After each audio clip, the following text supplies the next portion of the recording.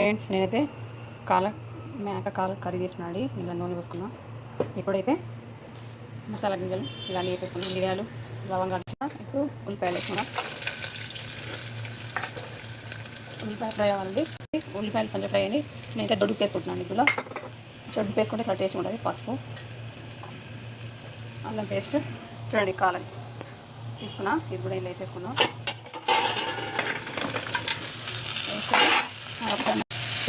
కారం వేసుకున్నాం. 3 చెంచాలు కారం వేసుకున్నా. ఇంకా ఆల్రెడీ మనం మిరియాలు వేసినాం కాబట్టి ఒక చెంచా ధనియాల పొడి. నేనైతే ఇప్పుడు నీళ్ళు పోసాను.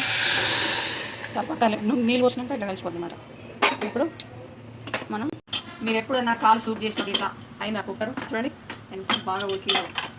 మనం ఇళ్ళకి కొంచెం మిరియాల పొడి, ఇది మనం మా ఇంట్లో ఉంటుంది మేడం జొన్న పిండి, ఇది వేసి ఒక 5 నిమిషాలు ఉడికించుకుంటాం.